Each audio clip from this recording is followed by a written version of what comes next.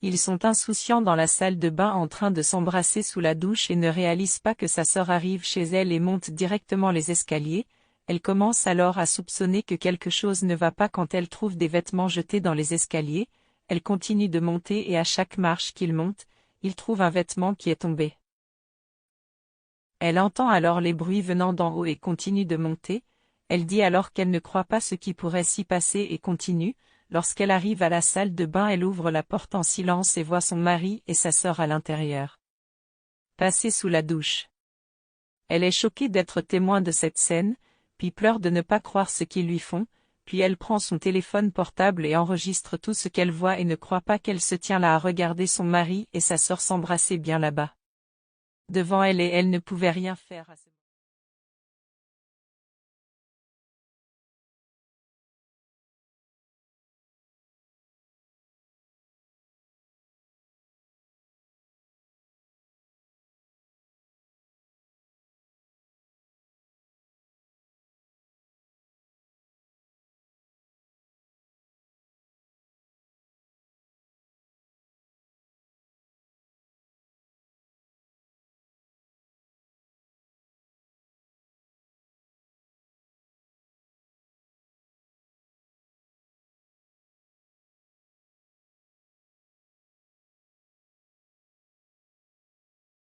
Plus tard,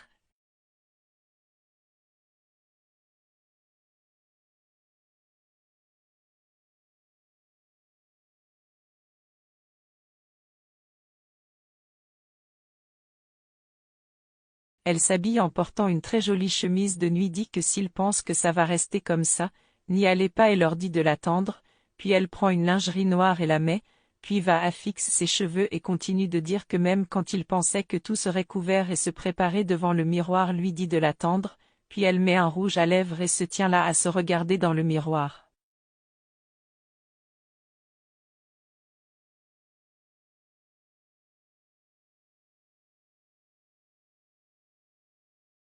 En ce que les deux vont très bien, appréciant d'être là l'un avec l'autre avec beaucoup d'amour et de passion, il la jette ensuite sur le lit et ils vont bien là, quand sa femme décide de l'appeler à ce moment-là, son téléphone sonne et regardant, il dit qu'il doit répondre parce que c'est sa femme.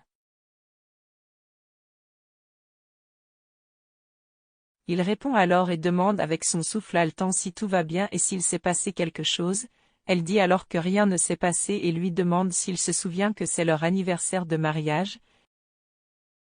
Il se déguise alors et dit que oui et il a l'air étonné à son amant là à côté de lui et sa femme dit alors qu'elle lui prépare une surprise et lui demande à quelle heure il arrivera et s'il sera en retard. Il dit alors qu'il ne sera pas en retard et dit qu'il est anxieux de la surprise, puis son amant lui demande pourquoi il est anxieux assis sur le lit, et sa femme pense alors que c'est bien parce qu'il est anxieux et dit qu'il est aussi très anxieux et dit elle l'attend plus tard, ils s'embrassent au revoir et raccrochent le téléphone.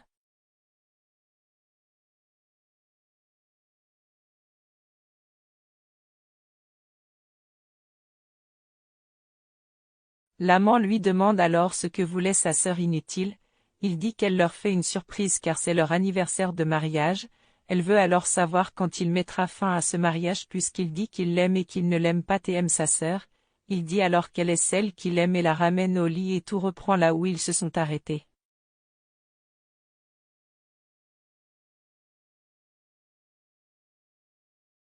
Mais votre femme va de l'avant avec son plan et alors elle appelle sa chère petite sœur, et pendant qu'ils sont du bon côté, son téléphone sonne, elle décroche et voit que c'est sa sœur qui appelle, puis répond là comme elle veut, c'est.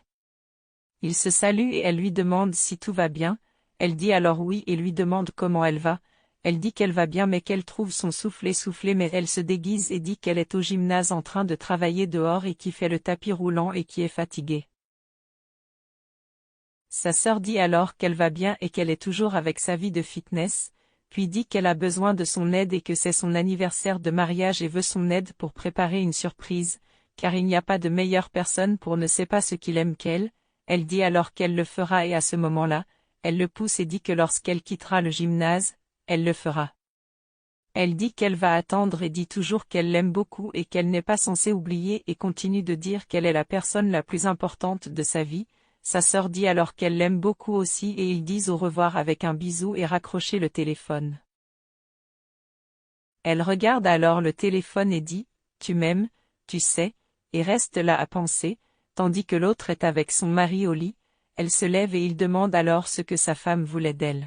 Elle dit que puisqu'elle veut toujours le surprendre, il lui demande alors de rester calme et qu'il ne peut rien faire, car ils sont toujours mariés et qu'il doit sauver les apparences, et qu'il doit jouer son rôle de mari.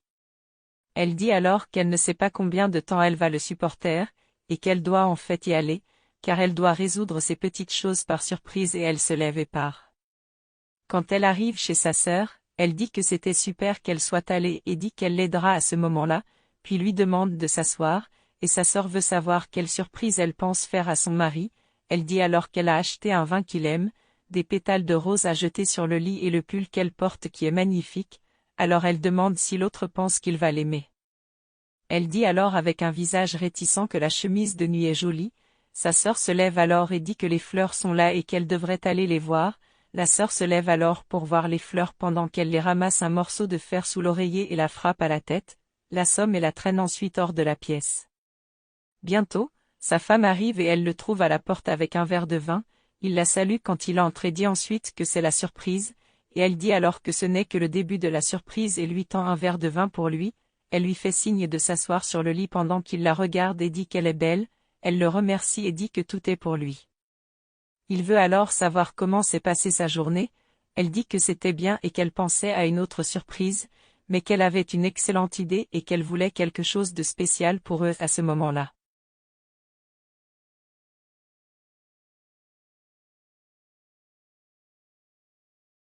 Il dit alors tout excité que tout ça rien que pour lui et qu'elle est différente des autres fois et qu'il est même impressionné. Elle dit alors que c'est un jour spécial et l'appelle pour trinquer. Il trinque et il lui dit de boire. Il boit alors une gorgée et elle lui dit de boire tout ce que le vin est délicieux. Elle force le verre pour qu'il puisse boire tout le vin, mais il dit que c'est déjà bon et que la boisson est un peu bizarre et qu'il ne veut plus boire, ne sachant pas qu'il en a assez de la surprise qu'elle a préparée pour lui. Il dit qu'il ne va pas bien du tout et tombe sur le lit et elle rit juste là à ce moment-là. Elle prend alors une autre gorgée de son vin.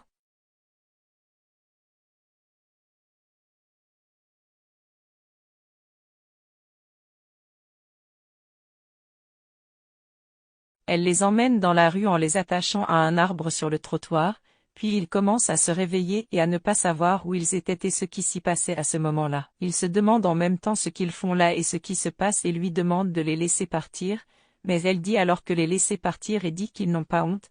Sa sœur demande alors de quoi elle parle et que c'est à elle de s'arrêter gratuitement et de lui demander désespérément de la laisser partir. Il demande alors ce qui lui est arrivé pour qu'elle leur fasse ça et qu'elle a dû devenir folle.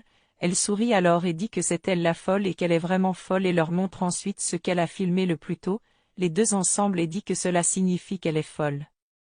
Elle dit alors à sa sœur qu'elle se trompe surtout, et il dit que ce n'est qu'un montage, et veut savoir ce que c'est, tandis que son amant se plaint d'un mal de tête. Elle lui dit alors que ce n'est pas un montage, et qu'il a toujours dit qu'il l'aimait et la trompait avec sa propre sœur.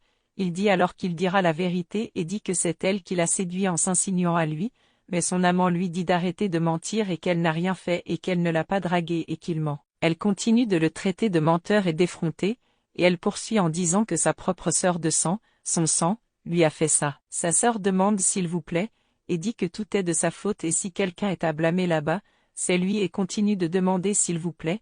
Il dit alors à sa femme de ne laisser que sa sœur ligoter là-bas et de le laisser partir et il dit qu'il l'aime et que c'est vraiment une traîtresse, rien qu'elle. Elle dit alors qu'elle est arrivée et qu'elle ne veut plus connaître cette conversation et que les deux se méritent et qu'ils sont farine du même sac, qu'ils sont du même acabit et qu'ils se méritent. Elle part alors tandis que sa sœur lui demande de la libérer de là, et il lui crie de ne pas les laisser là. Alors qu'elle crie pour sa sœur, il dit qu'il y a plein de fourmis, mais elle ne leur donne pas la morale et le retournement autour leur dit de rester là et continue sans se retourner. Alors que les deux se tiennent là à se blâmer, elle part.